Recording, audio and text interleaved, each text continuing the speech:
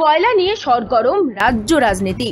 কয়লা, গরু, বালি নিয়ে বিরোধী দলের তোপের মুখে রয়েছে শাসক দল। কিন্তু শুধু শাসক দলই নয়, কয়লার কালো কারবারের অভিযোগের দায় এড়াতে পারেন না বিরোধীরাও। এদিকে আখের গোছাতে কখনো শাসক, কখনো আবার বিরোধী শিবিরে দেখা যাচ্ছে কয়লা মাফিয়াদের। আসলে সুযোগের সদ্ব্যবহার করতে এদল ও দল করে ঘুরে বেড়াচ্ছেন তারা। তৃণমূল বা বিজেপি নেতা নেত্রীদের সঙ্গে কয়লা মাফিয়া বা তাদের পরিবারের সদস্যদের ছবি ঘিরে এমন ভাবনা উঠতেই পারে। গত ৩রা জানুয়ারি রাজ্যের মন্ত্রী তথা মহিলা কংগ্রেসের সভানেত্রী চন্দ্রিমা ভট্টাচার্যের সঙ্গে চা পানের আসরে কয়লা মাফিয়ার স্ত্রীর ছবি প্রকাশ্যে আসায় জলঘোলা শুরু হয়েছে খনি শিল্পাঞ্চলে। তবে শুধু শাসক দলের সঙ্গেই নয়, বিধানসভা নির্বাচনের আগে বিজেপি বিধায়ক লক্ষণ ঘরুইয়ের সঙ্গে ওই কয়লা মাফিয়ার স্ত্রীর ছবিও দেখা গিয়েছে। ফলে এসব নিয়ে শাসক দলের অন্দরেই জোর গুঞ্জন শুরু হয়েছে। গত কয়েক বছর আগে ভিভিআইপি পাস পরিহিত অবস্থায় কয়লা মাফিয়ার স্ত্রী স্নিগ্ধা মুখোপাধ্যায়কে দেখা যায় মুখ্যমন্ত্রী তথা তৃণমূল সুপ্রিমো মমতা বন্দ্যোপাধ্যায়ের সভায়। বহুল প্রচারিত একটি দৈনিক সংবাদপত্রে এ খবর প্রকাশিত হওয়ায় সেদিন কম জলঘোলা হয়নি। দিন কয়েক আগে সেই কয়লা মাফিয়া টুলু মুখোপাধ্যায়ের স্ত্রী স্নিগ্ধা মুখোপাধ্যায় সহ তার বোনকে রাজ্যের মন্ত্রী তথা মহিলা তৃণমূলের সভানেত্রীর সঙ্গে চা পানের আসরে দেখা যায়। কিন্তু কে এই স্নিগ্ধা মুখোপাধ্যায় আর তার স্বামী টুলু মুখোপাধ্যায়? একসময়ের বিরাট বড় মাপের কয়লা মাফিয়ার ডান হাত ছিল এই টুলু মুখোপাধ্যায় বা শান্তিব্রত মুখোপাধ্যায়। তথাকথিত কয়লা মাফিয়া অনুপ মাঝি ওরফে লালার প্যাডের দেখাশোনা করত এই টুলু মুখোপাধ্যায়। তবে শুধু কয়লাই নয়, বেআইনি পাথর ও বালি ব্যবসাতেও টুলু মুখোপাধ্যায়ের সমান এবং অবাধ বিচরণ। কোটি কোটি টাকার কয়লা, পাথর, বালি থেকে বেআইনিভাবে রোজগার করেছে এই টুলু মুখোপাধ্যায়। ক্ষতি হয়েছে রাজ্যের রাজস্বে। তবে রাজনীতিতে যতই বাদ বিবাদ থাকুক না কেন, ওই কয়লা মাফিয়ার সঙ্গে বিজেপিদেরও বেশ মাখো মাখো সম্পর্ক রয়েছে। তা বিজেপি বিধায়কের সঙ্গে ওই কয়লা মাফিয়ার স্ত্রীর ছবিতেই বোঝা যায়। তবে এখানেই শেষ নয়। বর্তমানে শাসক দলের জেলা তথা রাজ্য নেতৃত্বের সঙ্গে সুসম্পর্কের সুবাদে স্নিগ্ধা দেবীর বোন সহ পরিবারের অন্যান্য সদস্যরা রাজনৈতিক সুবিধা ভোগ করে চলেছেন বলে অভিযোগ।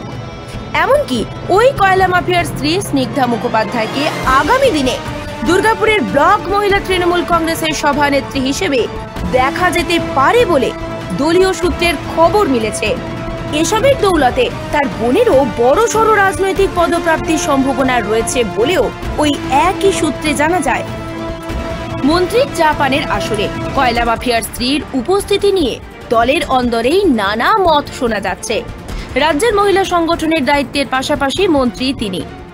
সেক্ষেত্রে দুর্গাপুরে তাঁর সঙ্গে চা পান পর্বে কাকে দেখা গিয়েছে তা নিশ্চয়ই তাঁর জানার কথা নয়।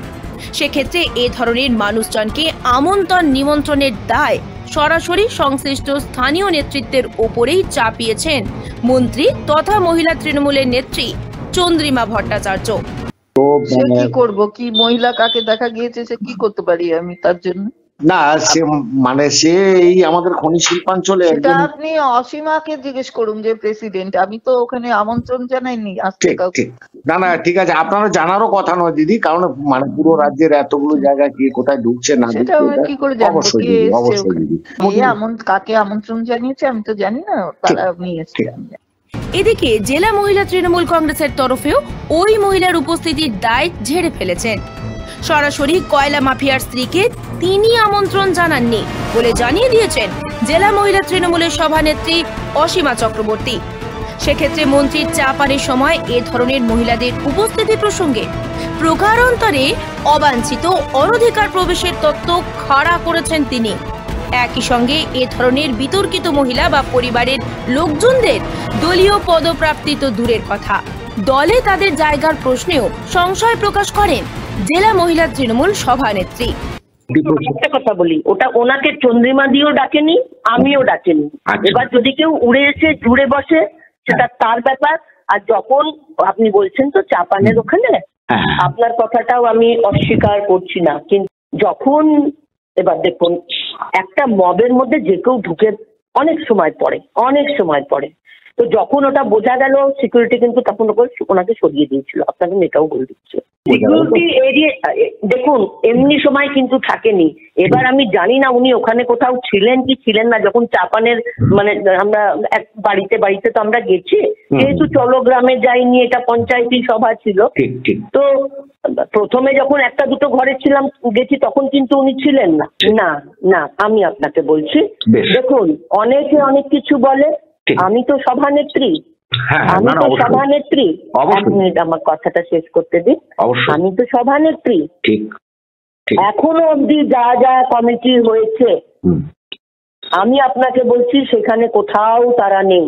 আচ্ছা, ইভেন আগামী দিনে দেখুন কিছুটা তো আমিও তো অনেকদিন থেকে রাজনীতি করছি, অবশ্যই আমি আজকে নতুন না, বহুদিন থেকে রাজনীতি করছি, 3 বারের আমি টিকিট পাওয়া নেই। অবশ্যই আমরা জানি তো, রাজনীতি করতে করতে আমি বুড়ি হয়ে গেছি। সেকেন্ড থিং আমার কিন্তু সমাজে আর একটা জায়গা আছে, সেটাও আপনারা সবাই জানেন। না জানি তো আমি। তো কিছুটা ডিফারেন্স নিশ্চয়ই সবাই থেকে আমার থাকবে। মমতা বন্দ্যোপাধ্যায়ের দল করি, হ্যাঁ, তিনি দলটাকে খুব কষ্ট করে নিয়ে এসেছিলেন, তো সেখানে মমতা বন্দ্যোপাধ্যায়ের সৈনিক হিসেবে আমি কি কখনো ভুল কাজটা করতে পারবো? অস্বীকার করছি না, কিন্তু আপনি দেখবেন পরে আরো বাড়ি গেছি, ওইখানে কিন্তু ওই মহিলা ছিল না, আমি আপনাকে আবার রেকটিফাই করছি। অন্যদিকে জেলা তৃণমূলের তরফে ওই মহিলার উপস্থিতির দায় নিতে অস্বীকার করা হয়েছে। সেক্ষেত্রে এ ধরনের ঘটনার নিন্দা করার পাশাপাশি বিষয়টি নিয়ে খোঁজ খবর নেওয়া হবে বলেও জানান জেলা তৃণমূল নেতা উত্তম মুখোপাধ্যায়। দেখুন, কে কোন বেশে কোথায় যাবে সেটা মানে তো জানা যায় না। আর আমাদের নেত্রী এসেছিলেন, সামনে পঞ্চায়েত নির্বাচন আছে, সেই জন্য এবারে কোথায় কে কোন পার্টির মদতে কে কোথায় কাকে পাঠাচ্ছে সেটা হয়তো আপনি যখন বললেন আমরা দেখবো, সেটা ঠিক নয়।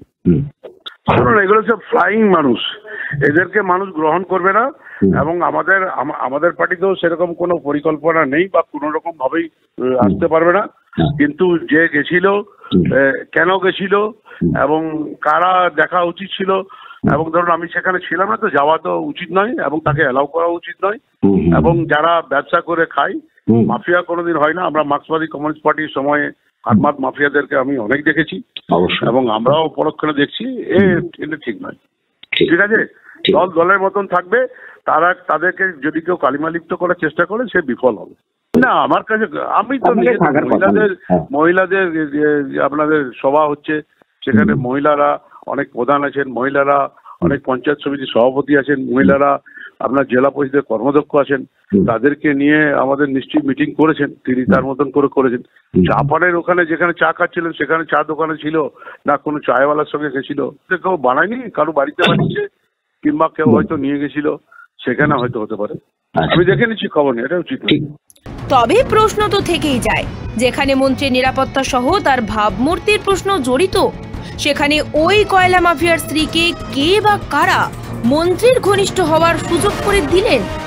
নিরাপত্তার বেষ্টনী এড়িয়ে কি করে তিনি সেখানে প্রবেশের সাহস দেখালেন? তবে প্রশ্ন তো থেকেই যায়, যেখানে মন্ত্রীর নিরাপত্তা সহ তার ভাবমূর্তির প্রশ্ন জড়িত, সেখানে ওই কয়লা মাফিয়ার স্ত্রীকে কে বা কারা মন্ত্রীর ঘনিষ্ঠ হওয়ার সুযোগ করে দিলেন? নিরাপত্তা বেষ্টনী এড়িয়ে কি করে তিনি সেখানে প্রবেশের সাহস দেখালেন? সে প্রশ্ন তো উঠবেই।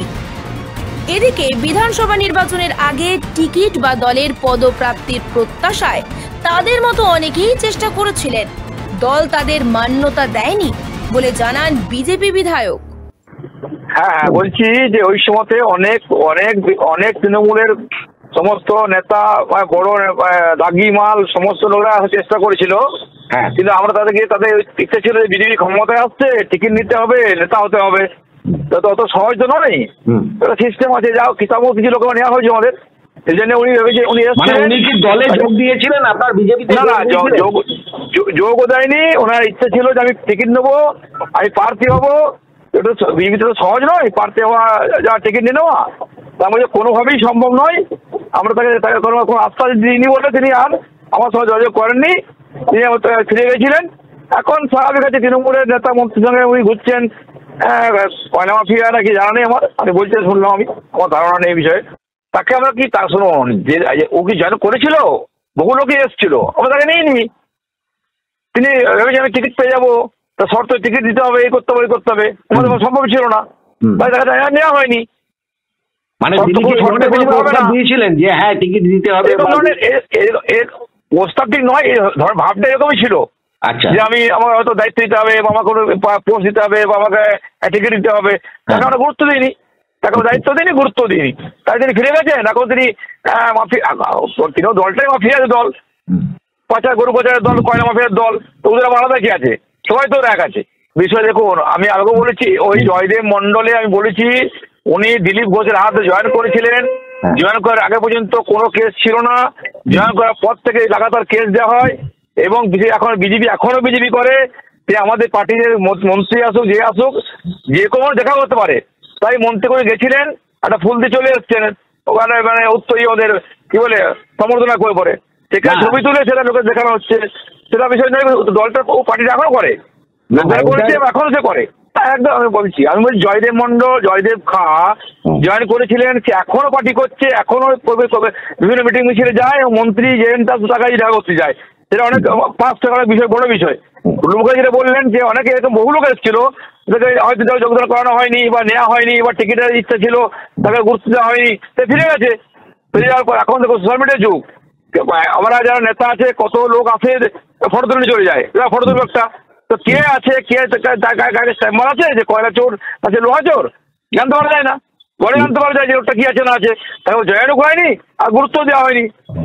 যে কয়লা মাফিয়া, কয়লা মাফিয়া এখনো আছে, আর মন্ত্রী সাহেব ঘুরে বেড়াচ্ছেন, মোদি প্রোগ্রাম আপনি বলেছিলেন, তারপরে দলটাই তো কয়লা চোর যুক্ত আছে, তো সব দলটাই তো কয়লা চোর, তো তাকে আমি বাদ দেবে না, আছে করছে ওরা, কেন হতে হবে, লোক তো কয়টাই বলবে, যদি করে আসে লোক কয়টাই বলবে, যারা প্রতিষ্ঠিত কয়লা চোর চেম্বার আছে বলবে ওকে, কয়লা ইডি সিবিআই তদন্ত করছে, যে আমার পার্টির লোক হোক, বাইরের লোক হোক, যে লোকই হোক, যে লোকটা যদি কয়লার সঙ্গে যুক্ত থাকে, পার্টি কোনোভাবেই যারা হট করবে না, দাঁড়াবে না, যে ব্যক্তি সে হোক। আর পার্টি তার গ্যাস স্ট্যাম্প না থাকতেও পারে, বহু লোক কাজে ব্যবহার করছে, যে ব্যক্তি হোক বিজেপির আসলে থাকবে না। তবে বামেরা এসবে নতুন কিছু দেখছেন না, এ ধরনের কাজ কারবারে তৃণমূল বিজেপির যোগসাজশ রয়েছে বলে অভিযোগ তাদের। সেক্ষেত্রে বেআইনি কয়লা কারবারে তৃণমূল শীর্ষ নেতৃত্বের বিরুদ্ধেও তোপ দাগেন বাম নেতৃত্ব। প্রথম কথা হচ্ছে যে ওই কয়লা মাফিয়ার যে স্ত্রীকে তৃণমূলের মন্ত্রীর সাথে দেখা গেছে, বা বিজেপি বিধায়কের সাথে দেখা গেছে, তা নতুন কি আছে, শালিকাকে নিয়ে গেছে, এ তো ক্যামাক স্ট্রিটে যুবরাজ তার শালিকা হচ্ছে কয়লার যে কিং তার সাথে হচ্ছে যে জড়িয়ে পড়েছে, সিবিআইটা নিয়ে তদন্ত করছে। ফলে এই যে কয়লার যত ময়লা তা তৃণমূল এবং বিজেপির ঘাড়ে আছে, এবং বিজেপির কাছে প্রত্যাশায় গেছিল না, বিজেপির এরা কোনো প্রত্যাশা এদের সাথে যোগাযোগ রাখে, তৃণমূলেরা যোগাযোগ রাখে, তারা এখন মানুষ বুঝতে পারছে। এখন হচ্ছে যত বেআইনি কারবার, সেই বেআইনি কারবারে তৃণমূল এবং বিজেপি তারা হচ্ছে মদত দিচ্ছে, এবং তার কাটমানিও তারা পাচ্ছে যথাযথ মর্যাদা, এটাকে ওরা বলে মর্যাদা, মানে কোথাও যদি মর্যাদা না পায় তখনই হচ্ছে কাটমানি রেট বাড়ে হচ্ছে, তখন বলে আমরা রেসপেক্ট পাচ্ছি না, কয়লা মাফিয়াদের বলে, লোহা মাফিয়াদের বলে, ওরা যথাযথ মর্যাদা পাচ্ছে তৃণমূল এবং বিজেপি, বলে এটা হবে স্বাভাবিক। আপনাদের ছবিতে যা পেয়েছেন এটা খুব অল্প পেয়েছেন, এর দিকে আরো বড় ঘটনা আছে। Bureau report, TV news 10।